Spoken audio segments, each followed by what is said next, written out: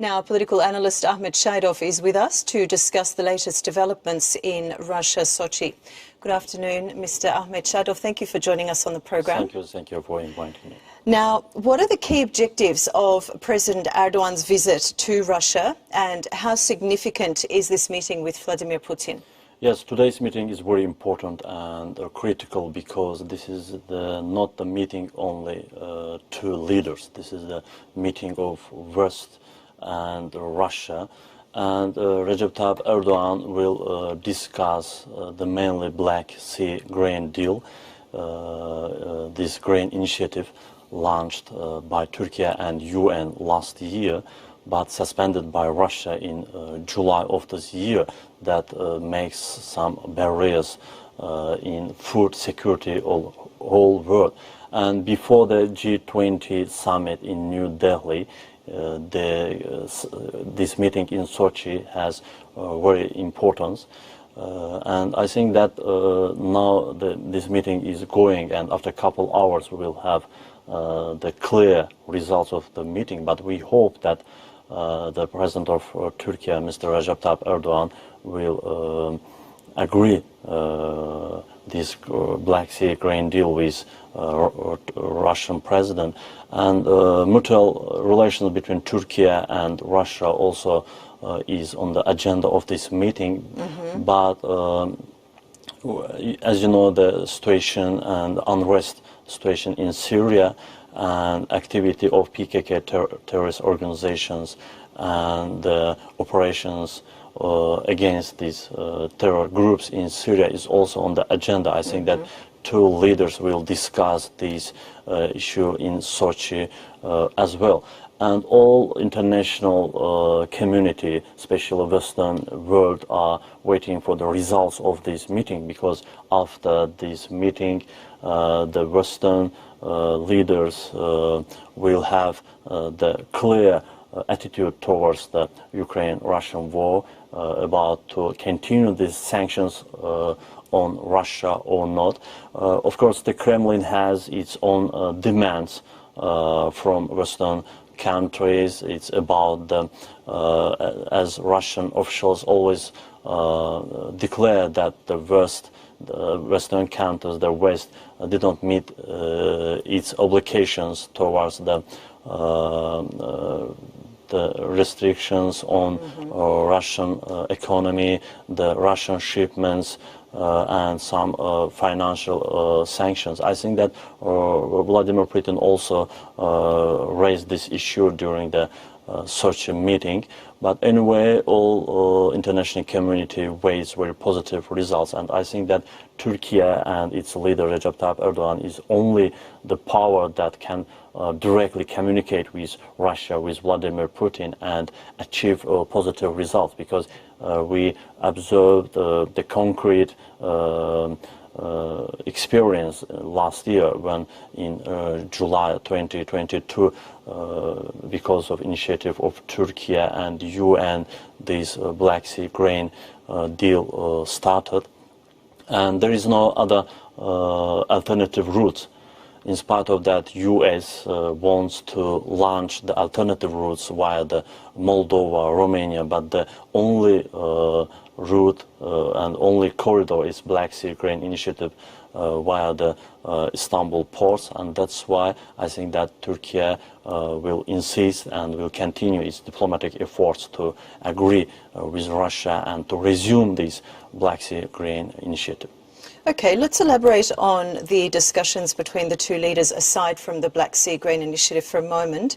They'll also be discussing bilateral relations. We heard from Erdogan and Putin earlier, and Erdogan underlined some of the topics, namely the trade volume between the two countries and tourism, amongst others. Perhaps you could elaborate a little bit on those as well. Of course, according to first statements from the leaders, the main topic of discussion will be the mutual relations between Turkey and Russia, because these two countries they have very strategic relations on tourism, on food, on defense and security issues, and this mutual relation will be one of the topics of discussion. The situation in Iraq and Syria, especially in Syria, last week will be discussed and is discussed right now between the Erdogan and Putin as well.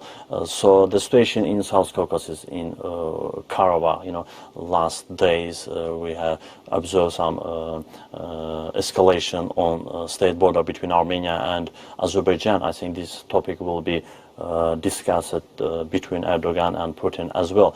And the situation in Africa is also on the world agenda, and Turkey and Russia are one of the main key countries in the world. Will discuss the situation in Africa. But the main focus is the war in Ukraine and sanctions on Russia, and Turkey as a member of NATO, as one of the key countries in the world, especially which has enough experience on resolving and getting two conflicting sides on the table and to launch the peace negotiations. I think this is the only hope of world community to at least suspend these military operations, war in Ukraine, and resolve this this conflict via the peace negotiations. Okay.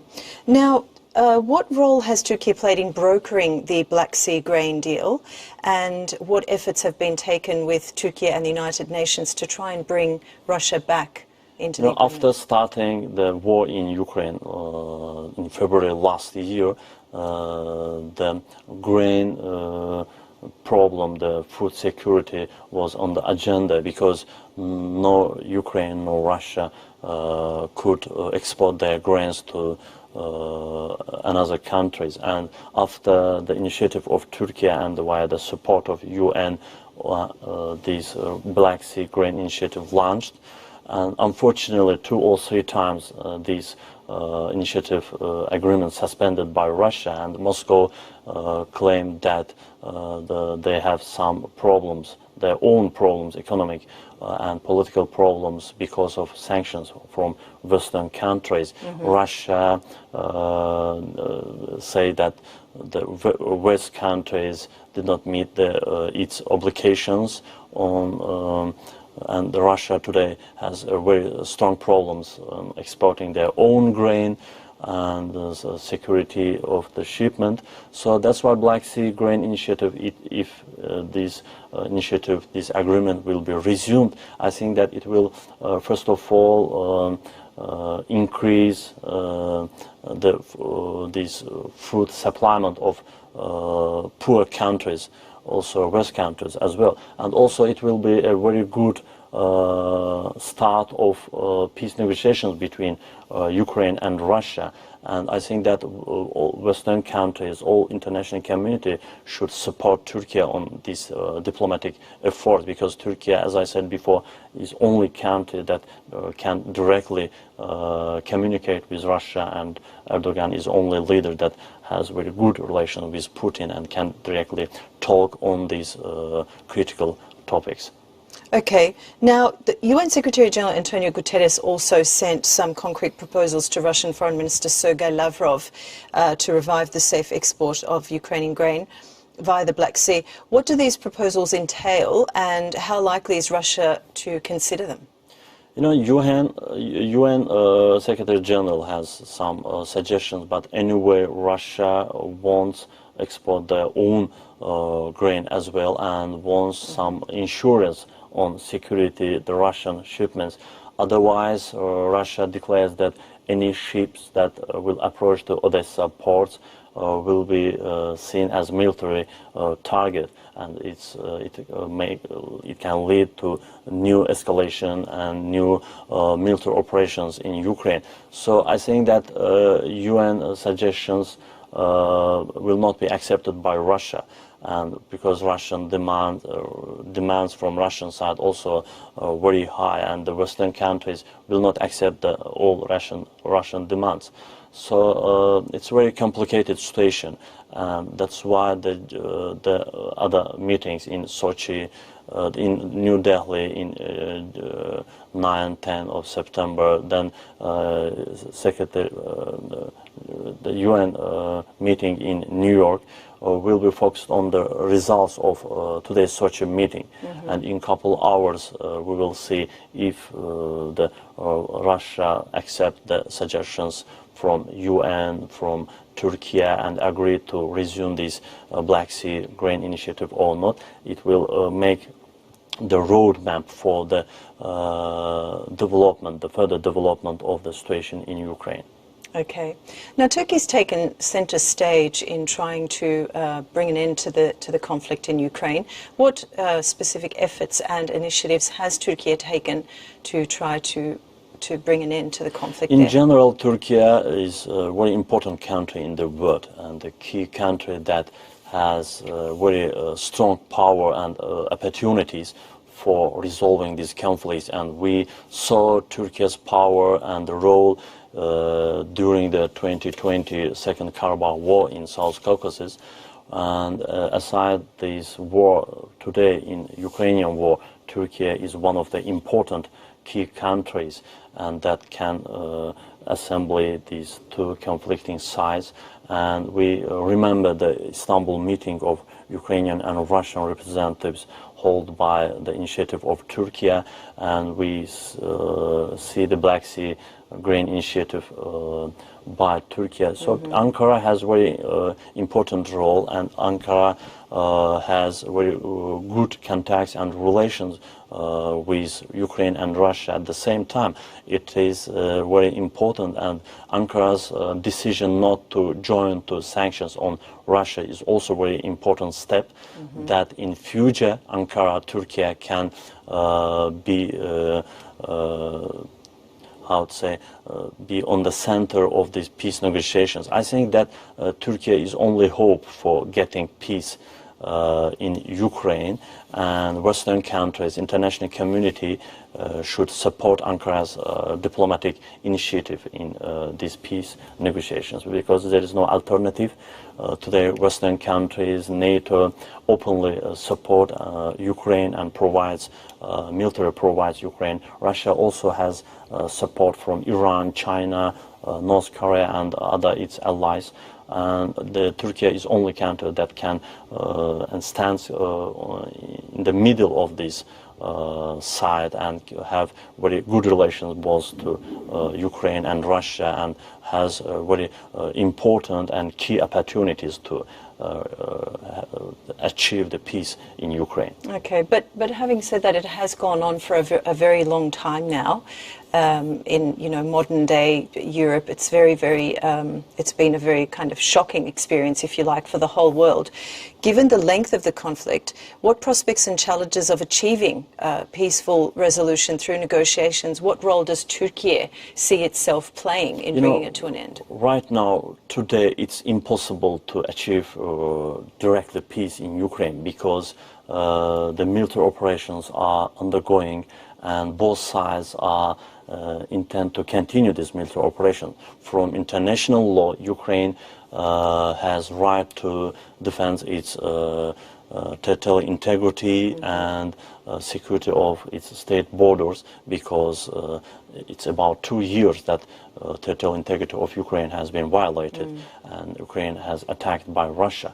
From the Russian point of view, Russia involved in the military operations and has a huge loss in human and military matter. So both these sides has their intents and plans. But anyway, at least we can achieve the ceasefire during this conflict, and suspend these military operations for a couple of years, for 5 or 10 years, and after 10 years maybe the two sides will anyway one of these sides will change their position and will renew the diplomatic relation with each other. But for today, it's impossible to imagine that Russia and Ukraine even can meet each other, because we remember how they meet in Belarus, in Istanbul.